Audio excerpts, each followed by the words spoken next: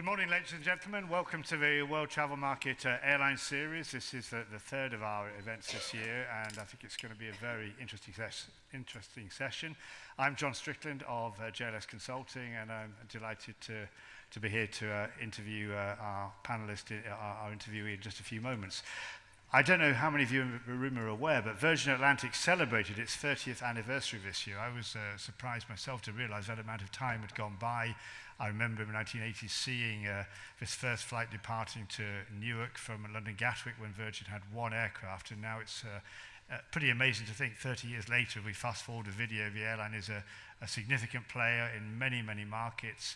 Having said that, in recent years it's had a number of problems, it's lost quite a lot of money, it's faced a number of competitive challenges, but it's now really at a pivotal moment in its history. It's going to be moving in a new direction. It has a new shareholder, new aircraft coming into the fleet, and as of the last almost 2 years, it has a new chief executive who happens to be an American, which could be a very key factor in terms of the destiny of the company. So I'd like to welcome to the stage Craig Kreeger, Chief Executive of Virgin Atlantic. Thank you, John. Craig, welcome to the WTM. I think it's your first visit here. I think it is too. Thanks for having me. Great. And let's just mention one thing that I think we should acknowledge. It's a different part of the Virgin Group, Virgin Galactica, but we do offer our condolences on behalf of WTM for the families of the people affected by that, and of course the sad news for the group in its plans to bring space flight to more easily accessibility. Well, thank you for saying so. Obviously, all of us share your reaction, and I think first of all for the families, and secondly, for the setback that this obviously reflects, and I would just echo Richard's words. The key is to figure out what went wrong, and then plan for the future. Absolutely, go forward in a positive spirit.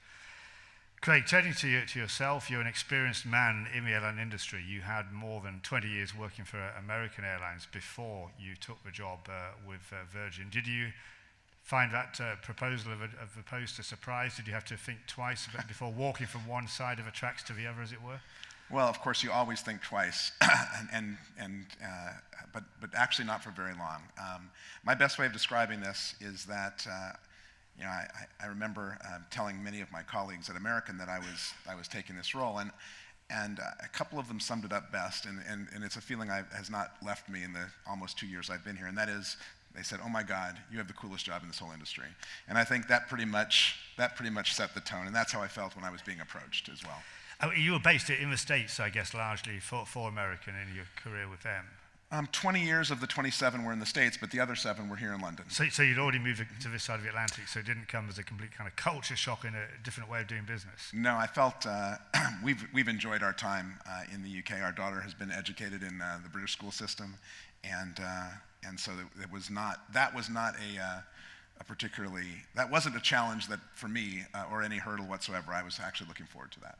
But in terms of now coming to work for an essentially British company and based down at Gatwick, did you find there was a different ethos when you walked in the door in terms of the way that business is done day to day?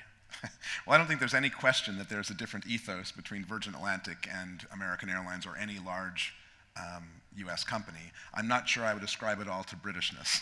Right. I think it's its own culture, it's its own environment, it has its own spirit and pride and style, and in a lot of ways, I get asked a lot, well, how could someone who obviously fit well in an American Airlines culture possibly fit in a more free-spirited culture like this one? And I guess, on the one hand, I guess it's a fair question. On the other hand, it presumes that my natural personality didn't have to make compromises to fit into a more structured environment. And frankly, actually, I find this to be, in many ways, more comfortable.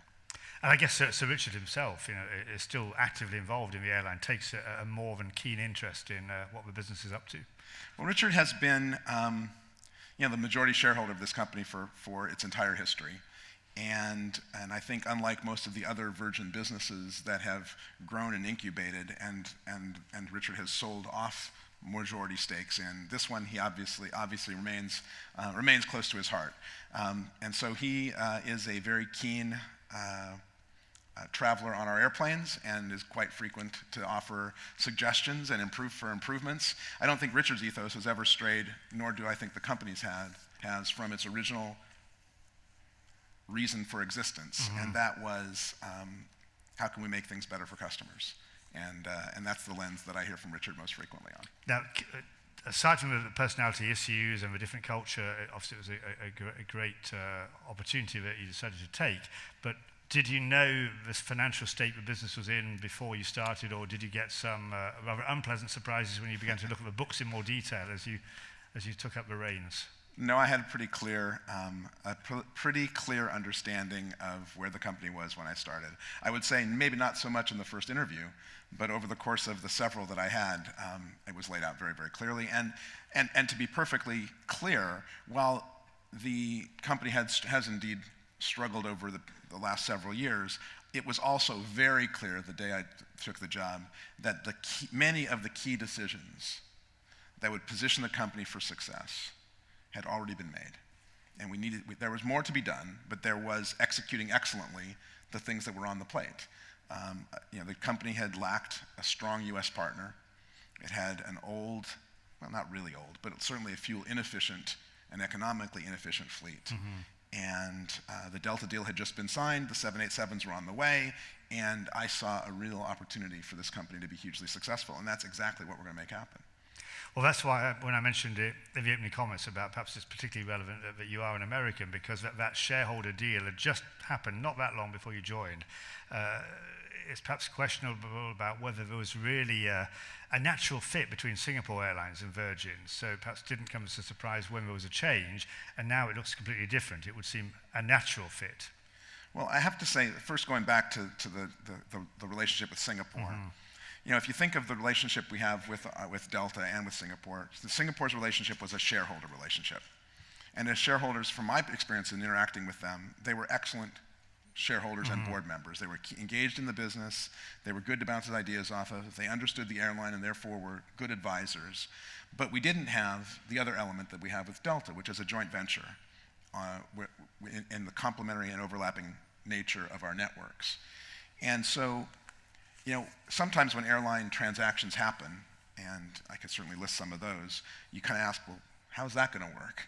And sometimes when airline transactions happen, you think, well, what took so long? And I think this one was one of those that as a longtime competitor to Virgin Atlantic and to Delta, it just looked like these guys could be so much more effective, each of them, transatlantically, if they were working together. And I'm happy to say that was an accurate perspective. Well, of course, all the US carriers, I mean, let's be untypically British and use that brutal phrase and say they could have been seen in the past as basket cases, Delta included, because they'd all been through this bankruptcy protection, Chapter 11, a number of times. But having given that rather glib comment, I mean, Delta had come through seemingly with shining colours. Plus, they'd already merged some years earlier with Northwest. And if we look at the grief, the human grief that can be involved in mergers, that one is seen as a textbook example of success. So they were already in very good shape when they went to take that shareholding. Has there been a risk that they could have such a high degree of exuberance that they want to push you in a direction you don't want? And again, coming back to you being an American, knowing the difference in style of doing business, has that helped you to navigate that you get your influence as you need to? I guess there's a lot of interesting questions mixed in that one, John, as I think about that. First of all, they clearly, I don't think, I mean, you gave a sentence to it, but I think that is the most amazingly executed merger it's not just a textbook example, it is the only textbook example of a truly successful integrated merger where two companies came together, got logical synergies, employees on side, and have delivered results for customers and for the business. Really an amazing story. And it speaks to, I think, the ethos of Delta. And while Delta's style will never be Virgin Atlantic's style, the people and customer ethos of that company actually is something we're proud to work with. And they have recognized from the very get-go, in every conversation I had with them, including an interview with them before I took the job, that what they need from Virgin Atlantic is to effectively compete with British Airways on this side of the ocean and augment their ability to compete with American on the other side of the ocean. And they have recognized from the get-go that being distinctly Virgin Atlantic is the only way we can do that. And so I've not felt pressure to change anything because of Delta's exuberance. I felt just the opposite, exuberance for what we bring to their network, and that has made that relationship quite easy to get rolling from my perspective. And one technical point, let's just head this off. I mean, the EU's been looking at foreign ownership in EU carriers. Some airlines have been complaining about influence of outside carriers, be they Gulf carriers or US. Where are we on that one? Is that resolved yet, or is it something you've still got to give an answer to? Yeah, the answer is I don't actually know where we are. I've given it almost 0 minutes of thought. Every discussion I've had with any government officials, on the CAA in particular, and even in the EU, have led me to conclude that we are part of a broader exploration or investigation, not because there's any concern with how we're governed, but in the sense of ensuring that it's perceived to be a fair and equitable process across all airlines. And we've gone through a number of hoops with the CAA to assure them, and I have no doubt that same thing will happen in this case. I'm very confident that my amount of thought that I've given to this is exactly the right amount. Okay.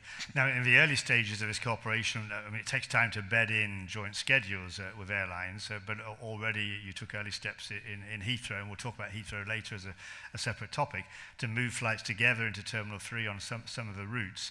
You also went through a very key piece of business activity to set up a joint venture, which means that you can completely cooperate on your scheduling, pricing, and promotion of routes, and that again requires regulatory approval, which you've got. So just tell us a bit more about what that means, because joint ventures, again, I think it was Northwest and KLM who had the first one, maybe 15, 20 years ago, but we hear about them more and more between different airlines, including your old employer, American and BA have one. So I think if you step back and start with, where's the value in a joint venture, both for the business and for customers, and then you can work your way through how you make that happen. So the value from the business perspective, which will lead to some of the customer benefits from Virgin Atlantic, is a joint venture with Delta offers us really 2 fundamental things. The first thing, for our UK-based customers, it offers a much broader network of destinations that we can offer one-stop service to, connecting through Delta hubs on the other side of the ocean. And a great example of that is our flights to JFK connect to 44 different Delta destinations, many of which we would not have served with our code previously. So the joint venture starts with offering customers a broader network from the UK. Equally important, and in our case maybe even more important, from the US, where our relative size is somewhat limited. So if you live in Los Angeles, for example, it would be pretty hard for you to be a truly loyal Virgin Atlantic customer unless your only destination was London, because from Los Angeles, that's the only place we fly. But Delta obviously has many destinations served out of Los Angeles, and their frequent flyer base and their corporate account relationships and their travel agency programs can encourage their customers who might have previously chosen BA and American or even United when they went to London to fly on Virgin Atlantic. And so our share from the United States, because of the strength of their distribution, will rise, or has risen even. And so from a business perspective, those are the 2 clear value adds from a joint venture partner that frankly we'd seen BA and American realize as a result of their cooperation at our expense. And so it was really essential for us to make progress from both points of sale for the reasons I described. But the way to actually make it work and generate more loyalty is actually to make the experience customers have flying through your networks better and better and better. The word seamless gets used a lot. I think we're a long way as an industry from truly seamless inter-airline connectivity, but you can do things that make it much, much simpler. So locating in the same terminal with the flights that go to the same destinations is a good starting point. And so for customers who are flying to New York on Virgin Atlantic or on Delta, if they get to the airport early or their meeting runs late and they want to change flights, they're already in the right terminal.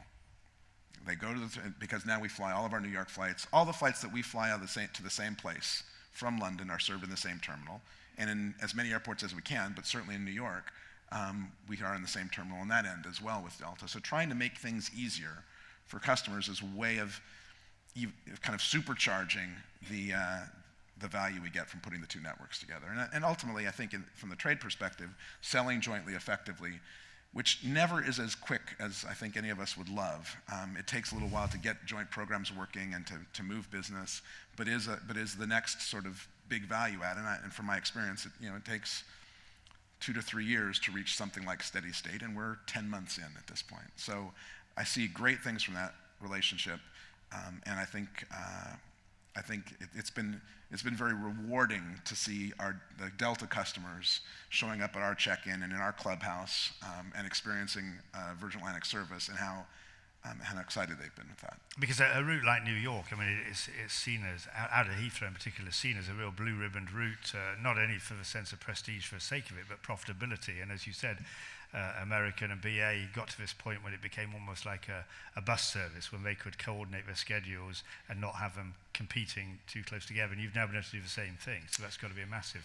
We have, and it's really, I mean, again, this all comes back to making it convenient for customers. When we in Delta first started, our schedules were basically all at the same times as each other. So while we might have had 7 trips between Heathrow and JFK and a couple between Heathrow and Newark, they were certainly not timed optimally for customers. But effective last May, by moving them around and ensuring that we now covered the day effectively, while we certainly don't have as many flights as British Airways and American, we now have the entire day covered with very convenient service, and we think now offer a really good competitive alternative. And you've done recently what you're calling metal swaps, where I think starting this season, where routes that were flown by Delta, we're going to physically see a Virgin liveried aircraft and vice versa. So this season we started with Delta flying one of the Los Angeles trips from Heathrow and us flying one of the Atlanta trips. And I think it's a great, to the extent that there is loyalty on one side of the ocean to one carrier versus another, having a mixed set of alternatives should give customers the best of both worlds. And we're off to a great start in Atlanta. I haven't seen the detailed numbers yet because it's all of a few days old, but I was on the inaugural, so it was, and that was definitely a good start. Great. And some of your competitors have said, well, once this Delta deal was done, the name of Virgin would disappear. I did hear Sir Richard in an interview the other day saying, he didn't say over my dead body, but I mean, he said it's not going to disappear. And I think I've heard Delta people saying the same. So you remain confident that that identity is going to still be around? Some competitors have definitely said that, at least one I can think of.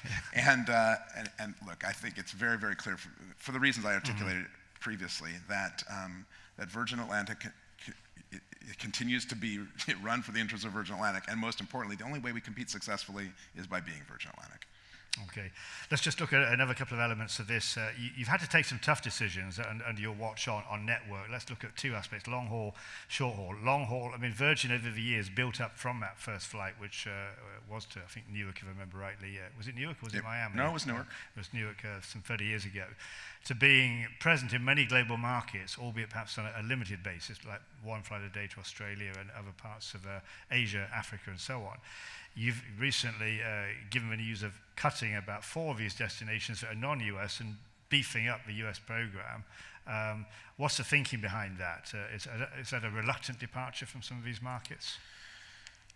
Well, I guess the first thing I would say is, one of my observations on airlines, and it's not unique to Virgin Atlantic, is you do kind of fall in love with the stuff you do. I mean, you've invested a lot of time, a lot of energy, you've hired people, you've got customers, and making decisions to pull out of a market is a very difficult thing to do. But you can always tell when you've got too many of them when people talk about routes that are strategic. Strategic actually is a euphemism for loses a lot of money. I mean, you wouldn't need to put a strategic label on it if it was actually profitable. And so part of the exercise of taking a look at an airline is to say, you know what, it might be okay to have a couple of strategic routes that you think will grow over time, or that the relationships of the customers who fly to those routes fly on lots of other routes, and so you want to keep them loyal. But you can't have a lot of them. And frankly, the decisions we made were not about a desire to move assets from one region of the world to another. They were explicit and thorough evaluations of, is this route profitable? Will it ever be profitable? And if no, is it so strategically critical that it would damage the network or the brand to pull out? And putting things through those lenses led to the decisions that we made. Now, those decisions were made easier by the fact that with a partner on the US side helping to fill up our airplanes, we have some opportunities, and we're performing better in those markets than we did prior.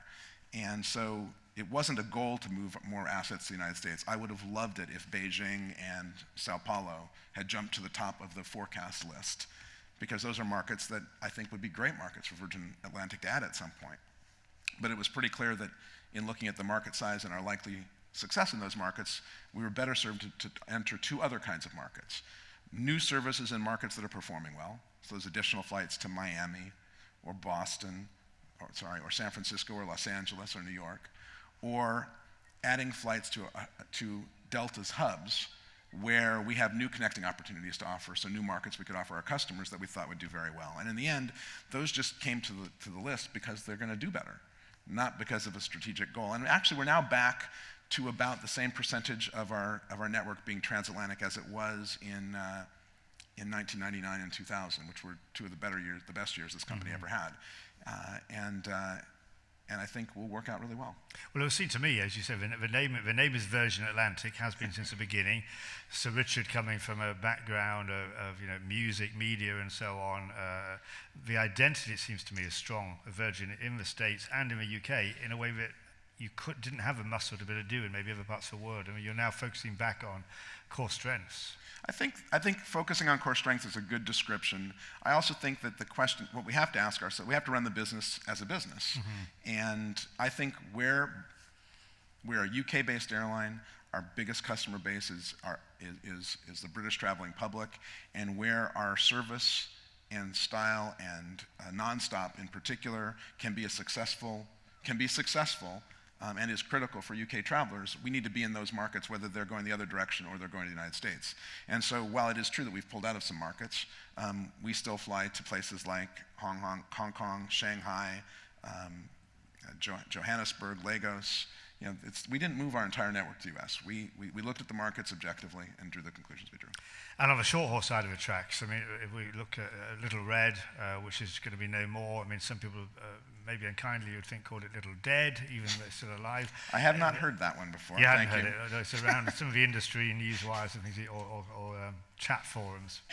But there was a reason for bringing that airline into existence, because you needed some short-haul feed, which you got from British Midland and was sold to IAG, although Virgin would have liked to acquire it. Tell us a bit about what's happened there, Craig. Why are you deciding to call it a day next year with this short-haul operation? Well, I guess the simple answer is we used the same lens that I described for the rest of our network to evaluate the Little Red route network as part of that network. And while we'd seen steady growth in our overall traffic numbers, we'd seen a slowing down in the growth of connecting traffic, which really needed to grow a fair amount more for this to really make sense economically. A couple of things have happened in the time that we've had Little Red that made it even harder. One of them is we've seen so many more connecting customers from Delta than we had forecast, so the need for the connecting customers was not quite as great as it was originally. And we got more than our fair share of the local markets, so we'd been competing, I think, very effectively. And in the end, we drew the conclusion that it just wasn't going to get there. And I get asked occasionally whether we look back and we regret that decision. And I suppose once something has failed, and you've made the decision to exit it, inevitably you'd wish you'd made the other decision. But you don't make 100% of the shots you don't take. And I think Virgin Atlantic has a great ethos of trying stuff. And in fact, I've tried to get our company, as we think about innovation and taking advantage of the fact that we're now financially stable and we should be looking at where should we go next. I think we need to fail more often, because that's the way you're going to have the huge successes occasionally. And so, the Little Red routes in the end didn't prove to be successful. I think we gave it a fair shot, and the good news is the company is overall performing where we need to be, or we're on the direction towards where we need to get to. Okay. You touched on the fleet which Virgin has had over time. Looking at, obviously, the long-haul operation has been the trusty 747, the A340. There was a time when you would have the logo on the side of the aircraft, 4 engines for long-haul, which was probably a good selling point in the past, but the world is going twin on long-haul. You've seen the A330 coming through into your fleet in larger numbers, and of course the 787, we'll ask you a bit about that. Tell us about that change in fleet structure. What is that going to mean to you in terms of, again, economics, customer perception? Well, look, on the customer side, the A340 has been a very, very good aircraft. But obviously, economically and environmentally and noise, in many other ways, that isn't a fleet that is ready to move on. And the 787s we have on order, 21 of them, will replace the entirety of our A340 fleet, plus our Heathrow 747 fleet. And in addition, of course, to the obvious fuel savings, they save about 30% of the fuel we'd use on a comparable route with an A340. They're 60% quieter, and obviously with all the issues around Heathrow and Heathrow expansion, working to become a quieter airline and a more fuel-efficient airline, I think is an end goal of itself. And to do it in a way with an aircraft that customers love is going to make it even better. And so it's a fairly historic fleet replacement program. Within a 4-year period from today, we should end up with about 60% of our fleet being 787s. And so we are going through a very rapid transition to a really great customer airplane. And I think it will be another kind of launching point for energy around Virgin Atlantic. Well, and the 787, you've got the version 787-9, which is bigger than the first version of the 8. Has that started in service in a better way than we saw originally with the 787, where there were numerous problems and customers were enduring a lot of frustration? Well, without question, having taken the second variant of this aircraft, we've benefited from all of the work Boeing has done along the way to make the 787-8 reliable, has now been built into the -9. And we're not the only, we took the fourth -9, but the other airlines that are operating it are already seeing aircraft reliability numbers that are consistent with 2 to 3 years down the line of a new aircraft rollout. So the bottom line is all the work that's been done to get to this point really benefits us for our first airplane. And it's one airplane, it's in service, but it's not even in service full time, as we're also using it for pilot training to be prepared for the second, third, and fourth, which all come reasonably quickly through the first couple of months of next year. So it is, like I said, it's part of a very rapid transition, and no question, the aircraft's performing excellently. And the 787, even the 9, which is the bigger of the two versions, you mentioned it will successively replace 747s, which is quite a bigger aircraft.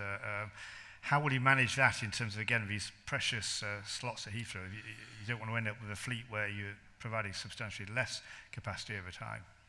Well, to be fair, we only have less than a handful of 747s we operate out of Heathrow. But it is actually a smaller aircraft than the A340-600 as well in terms of number of seats. So we will, on a seat basis, be a slightly smaller airline as we proceed. The fact is that there could be, therefore, some opportunities for growth over time, and I'd like to think that will have the economic performance as a company to be able to justify that.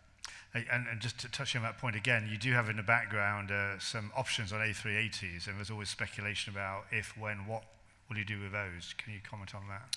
Well, I've been very candid publicly, and I'll continue to be, that having those options in the event the world changes in a way that it makes sense to take the A380 is always something nice to have. Our next fleet decision is to look at replacing our Gatwick 747 fleet, and I think we still have to decide what the right airplane that fits that. I think the A380 is probably still not the most likely candidate, but I think there are definitely there are aircraft that could be good candidates that having those 380 options could be useful, like an A350 or more 787s or I suppose 777s. Those would be the three most likely scenarios for us to take to replace the Gatwick fleet. And we'll probably make that decision in the next, say, 5 to 9 months. Okay. And I remember we had a chance to talk recently. I remember you told me then that the 747 is still a very good aircraft on some of these leisure routes like Florida that you would fly out of, say, Manchester, Scotland or Gatwick. And in terms of the costs it can deliver, it compares very well with a lot of the new generation aircraft. It was very tempting when I first got to Virgin Atlantic to kind of take if I can slightly paraphrase Animal Farm and do it backwards, 4 engines bad, 2 engines good. But actually, the 747, when you get enough seats on that airplane, has very good per seat costs.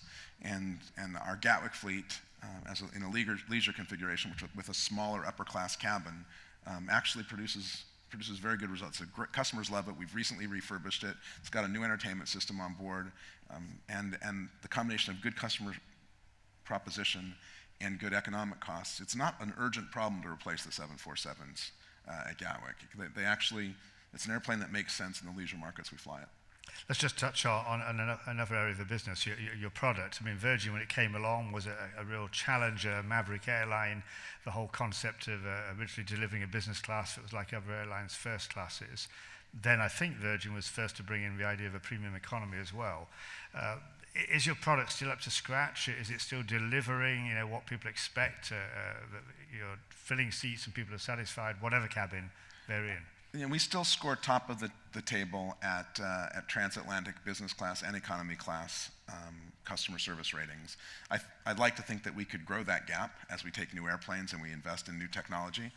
And having now flown on our 787 and knowing it'll be the majority of the fleet in the not too distant future, I'm pretty confident that the combination of the upper class product, the premium economy, which it's a pretty good sized step up on the premium economy product, and even the economy seat, which I flew on the inaugural, I think we stand ourselves in very good stead. You mentioned about desire to grow in the future, both in terms of the aircraft and the markets coming back into maybe some parts of the world that you're just vacating. Tell us a bit more about that. Do you envisage doing that as a still essentially UK-based airline, or might you look to other places to establish bases in the future?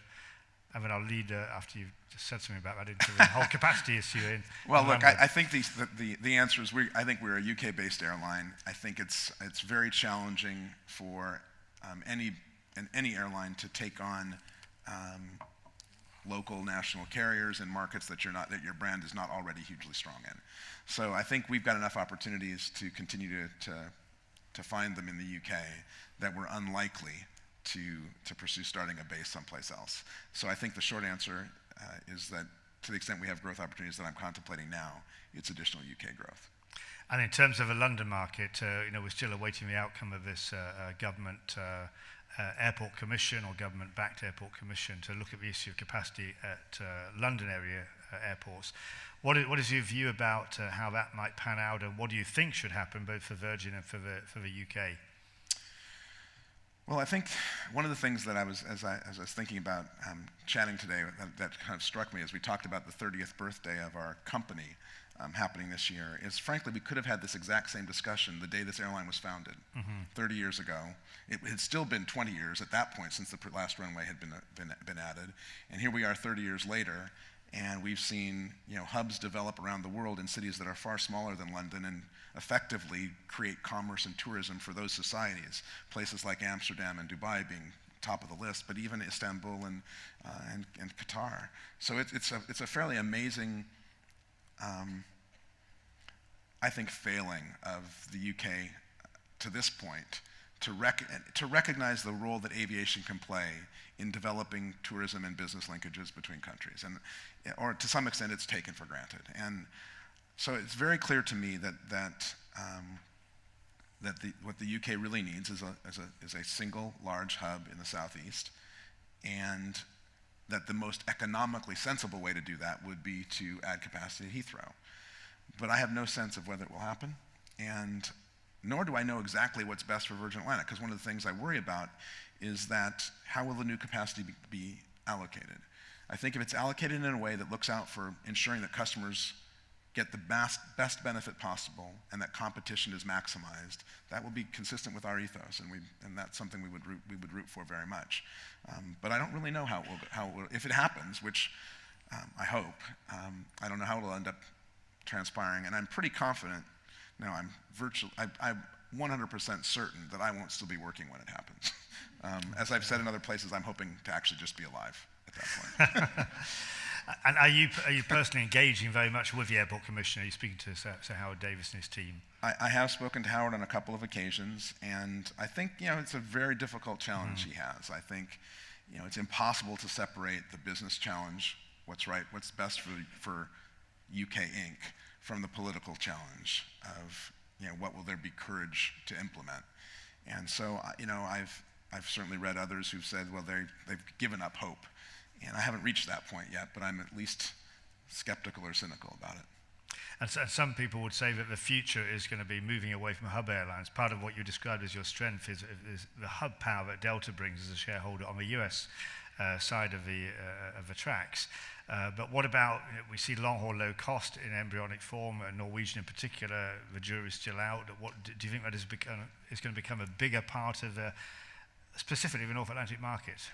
Well, I don't know whether it will or it won't be a specific part. I don't really know how well Norwegian is doing in flying its long-haul services. And obviously, we view them as a competitor. We think we offer a great value proposition with what we offer in the markets where we compete with them.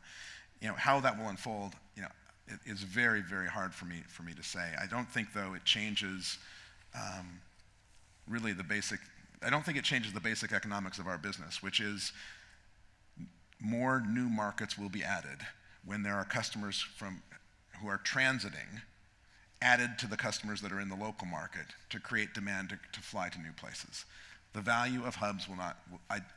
There may be new markets that can be flown economically point to point by either low-cost carriers or more efficient airplanes, but there will always be even more value out of adding connecting customers to create new markets that otherwise wouldn't be big enough to be served.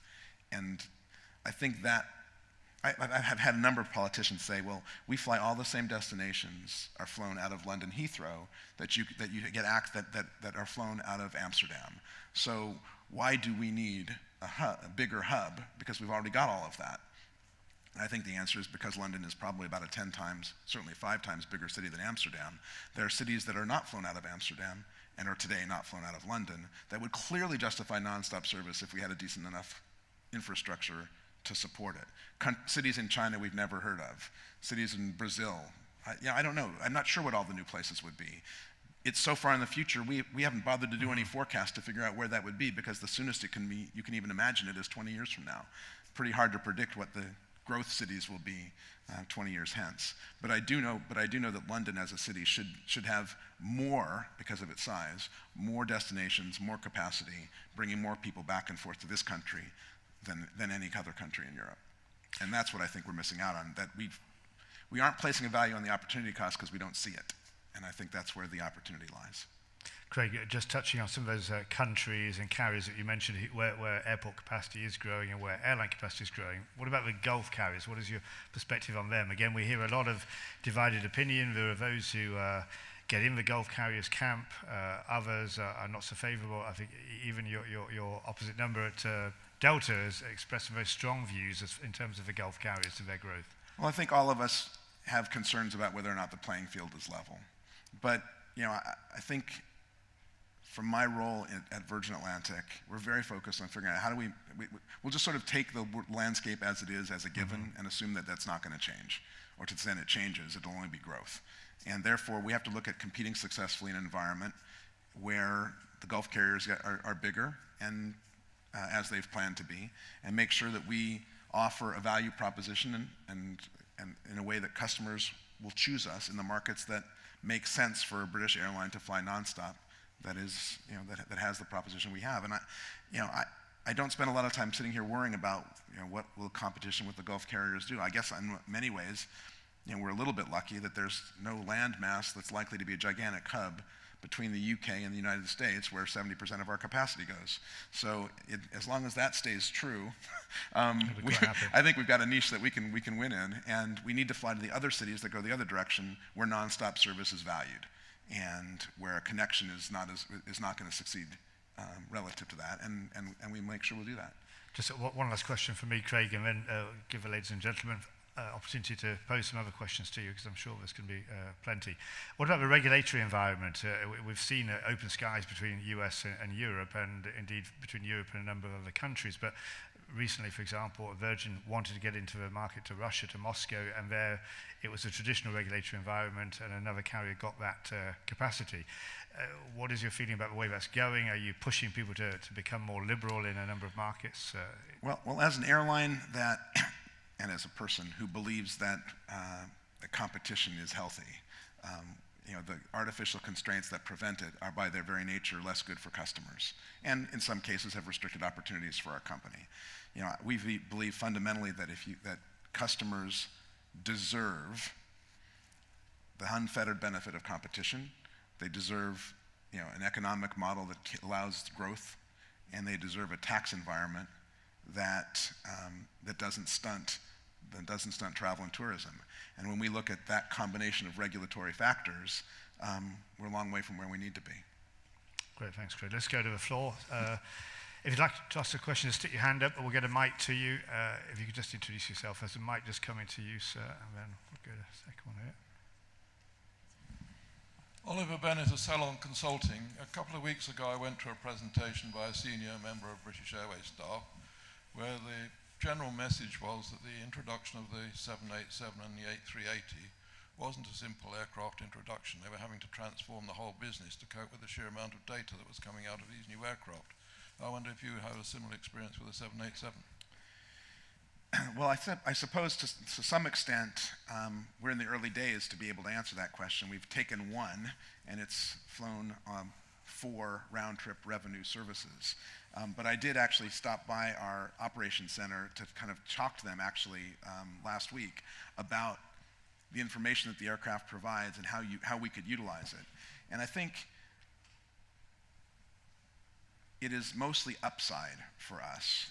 We have benefited obviously from beginning this process 2.5 years after others have, and we've watched what they have done and worked with Boeing to try and ensure that we are able to take advantage of as much of this as possible.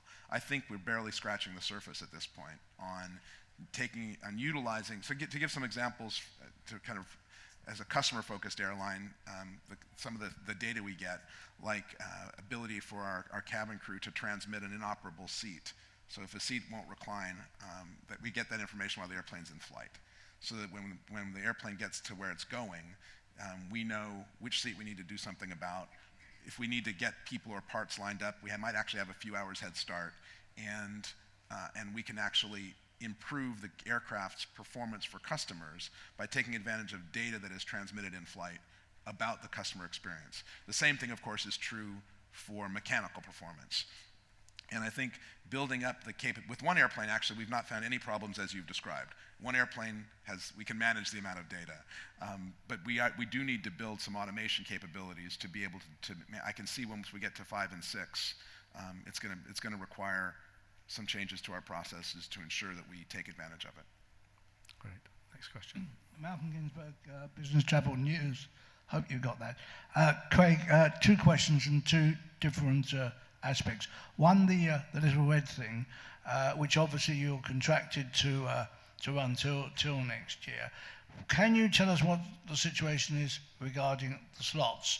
And in your view, whether there is going to be another airline on it, because it gives British Airways the monopoly, and you'll obviously lose the interlining traffic. So that's the number one. The other interesting point is the Delta relationship. You've got 2 distinct products there. I believe you've now got a free limousine service, I think, with Delta has now. I apologize, but I may have that slightly wrong.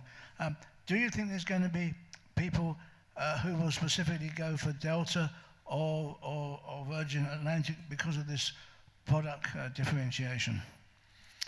So let's take the first question first.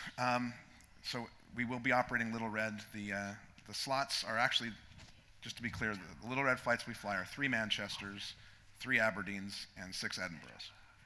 And so that's 12 slots. 9 of them, the Aberdeens and Edinburghs, are remedy slots, and were granted to us from British Airways to use on these routes specifically. The 3 Manchester slots are actually our own slots from our regular portfolio and returned to us to be able to use on long-haul services if we wish. So the Manchester slots, very, very clear. They're an opportunity for us to conceivably grow some stuff at Heathrow, and we haven't yet made any definitive decisions on how we'll use those. The Aberdeen and Edinburgh, your second question is a relevant question. Will any other airline choose to apply for those remedy slots? The EU is obviously very keen as a part of this process to create an open process for those to apply. I don't really have a strong sense yet whether anybody will or will not do so. And obviously I hope someone will, but and we'd be very happy to consider partnering with them in the event they do. But at this point, I'd just be speculating. I don't really have any sense one way or the other. Craig, just an observation on that before you go to the second question. I think the dynamic has changed, hasn't it, in terms of short-haul travel in the UK, where Heathrow, maybe 30 years ago when Virgin was born, Heathrow was the biggest airport in terms of, for example, London-Scotland traffic, but now with the rise of low-cost carriers, we're seeing it dispersed around other airports, which would make it harder for another airline to perhaps come in if they don't have your long-haul network. But if they know that we'll offer a connecting service if they to could them, work with maybe you, that could certainly make it attractive. I would also add that both from places like the US and the Middle East to these airports, there have become more nonstop services, even our own. So from Manchester now, or our announced plans, we fly to Orlando, Las Vegas. We will be adding Atlanta, and Delta will be adding a JFK. So ourselves need less of the Manchester connecting traffic as we are flying to Manchester routes that look like they make sense. And we've seen other airlines enter some of the other markets. So, I'm all about, we got to do what's right for our business, but I certainly hope that we'll offer ultimately find a way to offer some form of competition, and clearly some of our Manchester nonstops will do just that. Okay, the other question was about the limo service harmonization. So I don't believe Delta has actually made a decision to offer a free limo service, but there are a number of other product differences between us and Delta. Even just the style of service and the personality is a difference. The bar on board the airplane is a difference. The clubhouse and what you get there versus a different lounge. And we expect customers to have some different preferences of one airline versus another. And I think that's fine. That's exactly why we've chosen to create some mixed markets where customers could choose one or the other. And I think we can do better together by offering each of our own unique products, as long as we are very clear in the selling process to any customer of what airline they're flying on. And that really is, I think, the key thing for us, is to make sure when you book a Delta-coded ticket on Virgin Atlantic, you know it's a Virgin Atlantic flight. And if you book a Virgin Atlantic-coded ticket on Delta, we have to be very clear and communicate that it's a Delta flight, so customers' expectations are met as a consequence. Okay, question of that. Yeah, hi, it's Robert Wall with the Wall Street Journal. Two questions. One, just a follow-up on the London Gatwick. Just if you could remind us how many planes you're looking at ordering. And the other one, more strategic, when you're looking at your future routes, particularly those not transatlantic, so presumably going east from here, how does the tie-up with Delta maybe make you look at different routes? Whereas, maybe Cape Town was great for the UK market, but Delta is, saying, if you consider the Delta feed, you might say somewhere else is more interesting. So the first question was fleet size. So we have 7 747s which operate out of Gatwick today, and those aircraft begin to come off lease in sort of the 2019 period. And so the next aircraft order we would be looking at would be to replace those aircraft and to have some options for growth. And that's so to be determined on how many on the options for growth, but the definitive replacement would be 7.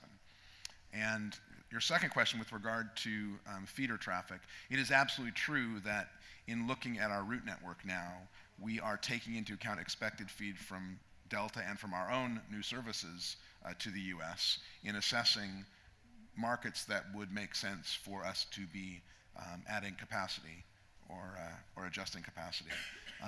It hasn't caused anything yet to pop up that is different than what we were looking at, but it was one of the factors in, as we assessed each route we were keeping versus each route we were leaving, part of the assessment of whether it would become profitable if it wasn't was how did we see feed growing on those routes. And so I think it is going to be a consistent part of our analytic process, just as cargo is. We don't talk a lot about cargo, but every route we analyze, we're looking at how big is the cargo market and how much will we generate there. And it's, all of those things are part of the process of making a network decision. Okay, we have a question somewhere down the back, I think. Is that right? Do you want to ask your question? Hi. Yes. Where am I looking? Yeah, my name is John Houston from Airport to Lodge. I would like to ask if you could tell us any reason why Virgin pulled out from the West African state Ghana. Just before the health issue started, was there any sign or you perceive any problem happening before you pull out, leaving the monopoly for British Airways? Well, one, obviously, what's gone on with Ebola has been just a devastatingly horrible thing, and we still don't know exactly where that moves to. But I will say, no, we had no advance warning. Much like I described the other process, we were looking at Accra for some time. It was, in many ways, that route was entered before I arrived, and we flew it for a couple of years. And if you look back on the assumptions that were made when the route was added about economic growth in Ghana and growth in traffic between the UK and Ghana, and the forecast for how much share we would get of that traffic, actually our share performance was not the issue. We got about what we expected, but what we saw was the GDP in Ghana was less than half of what was anticipated for the 3 years we operated it, or including the year we were planning and the 2 years we operated it, and the amount of traffic therefore just did not materialize. So it was done purely based upon actual performance, not based upon any advanced knowledge of anything else going on in the world. I certainly had not, at the time we made the Ghana announcement, I had not heard anything about any health warnings whatsoever. Maybe you knew of them, but I certainly didn't. Okay, another question down here, then we'll go a couple over here and another one here. Hi, Greg. This is Andreas Schulz from Consultant Aviation and Tourism. Concerning Europe, Central Europe, are there any plans of Virgin to attract more prime traffic, high-yield traffic, business travelers via London to the US? And having in fact that, of course, Delta is also quite a strong player in Central Europe, but have you got your own plans to stimulate this high-yield business from Europe via London? Well, I think I'm not going to keep coming back to airline to Heathrow capacity as the answer for everything about our future plans, but in this particular case, any future plans for us with regard to Central Europe, or really Europe in general, are always going to be a question about partnership, because we have the slots we have, and it's never going to make more sense for us to add a short-haul flight than a long-haul flight as an airline. We don't have any short-haul aircraft. We're all wide-body fleet, and so we will not be looking to be adding short-haul to our network. We thought Moscow was an exception, although it's not exactly Central Europe, but it was a market that could make sense with a wide body, and as a consequence, we looked very closely and were quite disappointed at not getting awarded the Moscow remedy route as part of that process. So the question for Central Europe and any other place is there a good partnership opportunity, either code share or interline, with carriers that would offer feed opportunities to us? And we look at that constantly, and I think we'll continue to look for those opportunities as we proceed. But I don't think you'll see our own medal there. Okay, gentleman several rows back, and then a gentleman on the front. Okay. Andrew Posniak, Green Aviation Solutions. Back in, I think, 2007, Richard Branson made a commitment to reinvest all of the profits of Virgin Atlantic into biosearch, biofuels research and development. That's probably not happened because of the little or no profits. But well, I suspect we've invested more than the total profits of the company thus far in that effort, because they're negative. but in terms of moving forward, whether it's biofuel research and development or sustainability generally, what is the strategy of Virgin? Because it does tend to be seen as a leader in this field, even if it's sometimes more good wishes rather than actual action. Well, so I'll give you we remain very committed to that mission, and I think maybe the easiest thing for me to do is talk about the one thing that we've continued to focus on over the last couple of years, which is a relationship with a relatively small company called LanzaTech. LanzaTech has invented a technology using a biomaterial that can convert waste gases from steel production. And if you see steel mills with chimneys and you see flames coming out of those chimneys, that can be captured and instead of burned. And LanzaTech has developed a technology that enables that to be converted to ethanol, which can then be converted into jet fuel. And so we have worked with them to find, and we are planning now for a trial flight with an airplane that will be 50% of that fuel. We've helped them find a financial partner, HSBC, to help support that effort, and we remain very focused as an airline on trying to find. I don't know if that will ultimately be the winning solution, but I think there are lots of investigations and efforts being made by multiple parties to try and find a solution that can produce biologically derived fuel or waste product derived fuel in a way that can be done economically, competitively, or close to competitively with fuel production generally. And I think that is still, it's an open question, but we're going to continue to try and find that thing and lend our support to trying to make it happen. I don't think it, like I said, we haven't had any money to be investing, but we've invested a fair amount of our energy and our people's energy in that relationship and continue to be very optimistic about it. Okay, I think we're running out of time, so we've just got two more questions. A gentleman here and the lady on the front. If you could pose your question in as fewer words as possible. The challenge is me answering it in fewer. Exactly. I'm Mark Matthews. I work for Avios. So my first question would be, would you consider coming up with a joint frequent flyer program with Delta? And the second one, would you consider, or are you considering joining SkyTeam? So I won't say no to the would we consider it a joint frequent flyer program, but the programs are very, very different and today have a lot of brand relevance. Our program is very tied into who we are, and Delta's is as well. So we don't have any plans for a joint program. Would we ever consider it? Sure. I think we have to put everything on the table. SkyTeam I can answer as quickly as possible. Maybe eventually, but today we have, with 70% of our capacity flying between the UK and North America, we're very focused on making the Delta relationship successful, and that the sum total, therefore, of all other relationships we could derive around the world, pale in comparison in terms of value to making that successful. So we're focused on that. I would say that we have a number of partners around the world who are very good partners with ours, who might not be able to remain partners with us if we were to join SkyTeam. So in that regard, a SkyTeam decision has pluses and has minuses. And I'm pretty convinced that it will be close, which means it's not an urgent problem to solve. And so we've just kind of said, this is going to be years before we get to that one. We've got plenty of other things to go that I think can drive a lot of value. And that one, we will look at individual SkyTeam partners for sure, and whether or not we ultimately need to make the alliance decision is, I think, an open question and will be for quite some time. Victoria. Good morning. Victoria Moores with Air Transport World. Two quick questions. I think the first one should be a yes/no. Is there any chance that you can source some of the Gatwick 747 replacement from the existing orders that you already have placed? No. Told you it'd be a quick one.